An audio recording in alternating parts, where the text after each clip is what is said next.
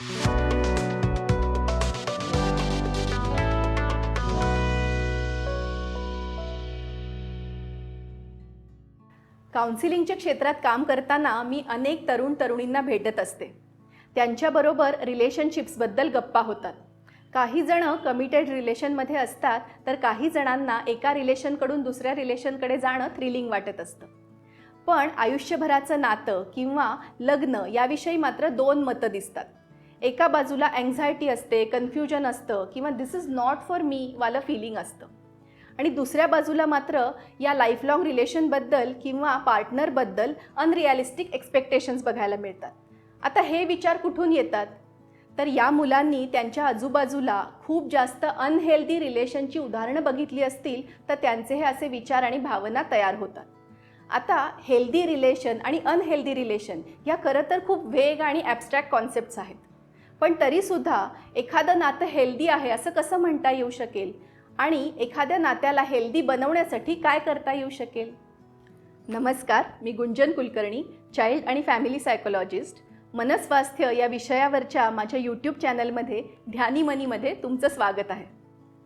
लग्नाचं नातं किंवा लाँग टर्म रिलेशनशिप्स हे आजकाल अजूनच कॉम्प्लिकेटेड होत चालले आहेत, हो ना?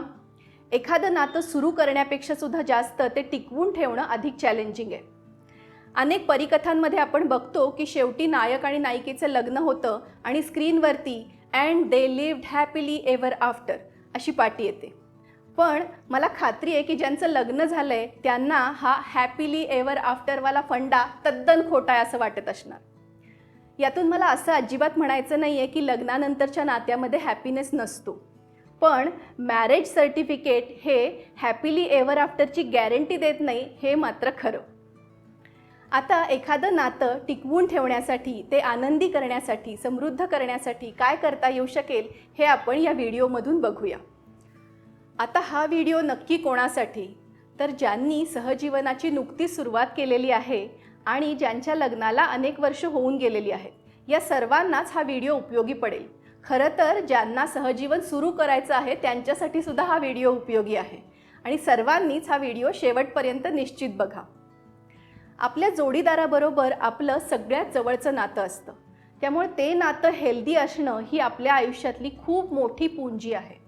कारण हे नातं आपल्याला मोटिवेट करतं, आपल्याला चॅलेंज करतं, आपल्याला सपोर्टही करतं आणि मुळातच आपल्याला स्वतःबद्दल पॉझिटिव्ह फील करायला मदत करतं. त्यामुळे हेल्दी रिलेशनसाठी काय पाळायला हवं आणि काय टाळायला हवं हे आपण बघूया.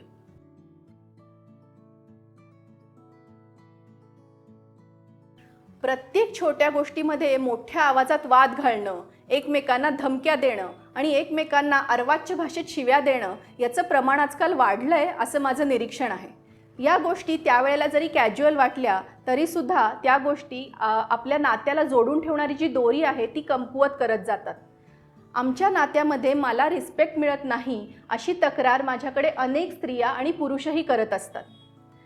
माझा मुद्दा आत्ताच समोरच्या व्यक्तीला पटवून दिलाच पाहिजे असा अट्टहास आपल्या नात्याला दुबळं करतोय का ह्याचा विचार प्रत्येकाने करायला हवा. ही सततची होणारी भांडणं, धमक्या आणि शिव्या हे जरूर टाळायला हवं.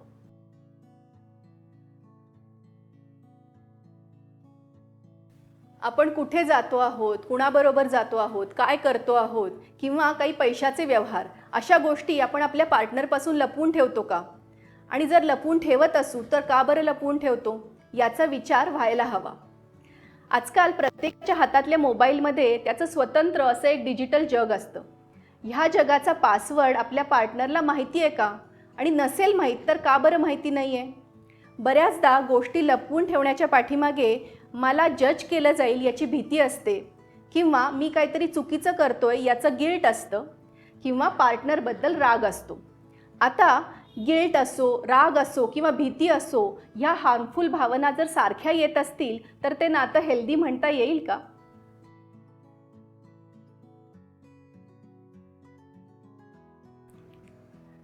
ए आणि बी या कपलचं उदाहरण घेऊया.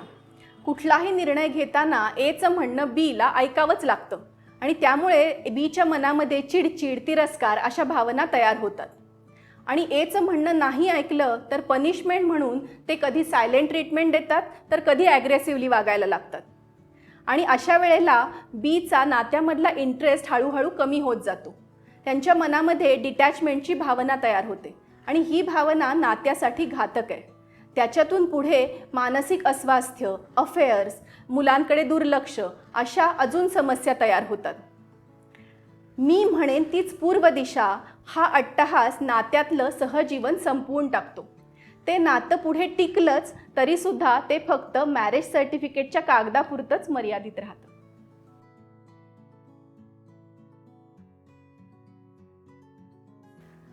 सिनेमाच्या भासमान जगामध्ये दो जिस्म एक जान ही कल्पना कितीही रोमांचक वाटली तरीसुद्धा प्रत्येकच गोष्टीसाठी एकमेकांवरती अवलंबून असणं हे काही काळाने सफोकेटिंग होऊ शकतं. दिवसभरामध्ये 3-4 वेळा तरी फोनवरती बोललंच पाहिजे. दिवसभरात घडलेल्या घटना एकमेकांना सविस्तरपणे सांगितल्याच पाहिजेत. शॉपिंगला किंवा फिरायला दोघांनी एकत्रच गेलं पाहिजे. किंवा जर आपण एकमेकांना आहोत तर मित्रमंडळींची गरजच काय. अशा ठाम विश्वास असणाऱ्या व्यक्तींची नाती ही काही वेळेला रोमॅन्टिक वाटली तरीसुद्धा त्याच्या मुळाशी इन्सिक्युरिटी किंवा अविश्वास असू शकतो आणि ते नात्यासाठी घातक आहे. आपल्या पार्टनरला स्पेस देता आली पाहिजे आणि त्यांच्या इंडिव्हिज्युअल डेव्हलपमेंटमध्ये आनंद सेलिब्रेट करता आलं पाहिजे, तरच सहजीवन समृद्ध होतं.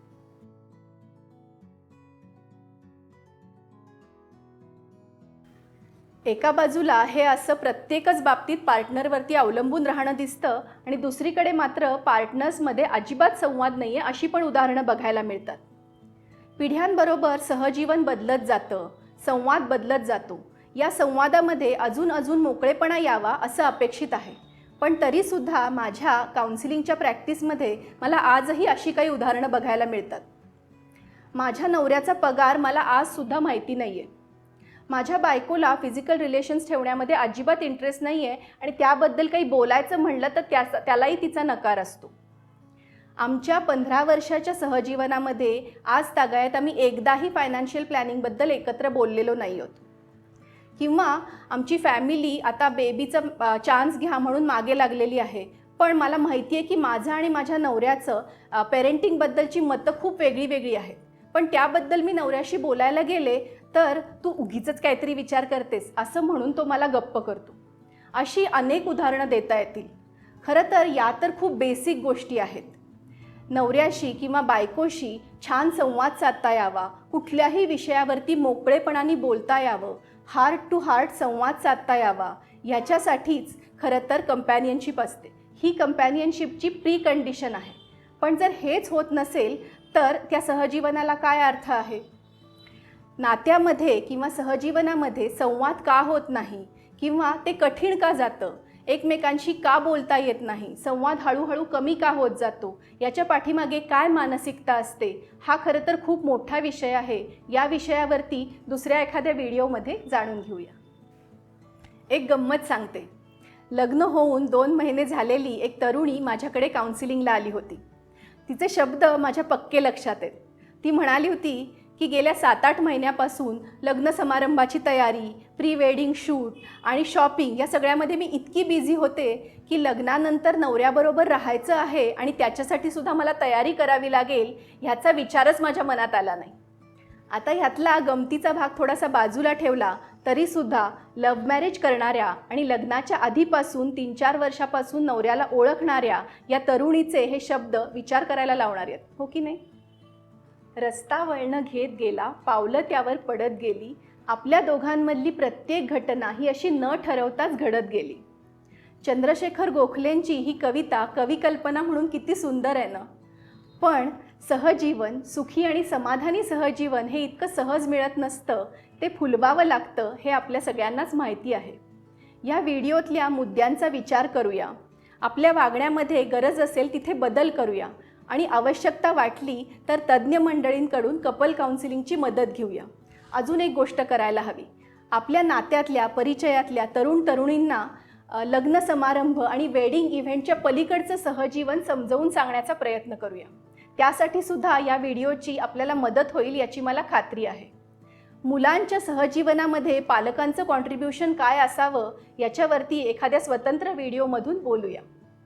अशाच माहितीपूर्ण आणि रोजच्या आयुष्यामध्ये महत्त्वाच्या असणाऱ्या व्हिडिओजसाठी माझ्या चॅनलला लाईक, शेअर आणि सबस्क्राईब करा. धन्यवाद.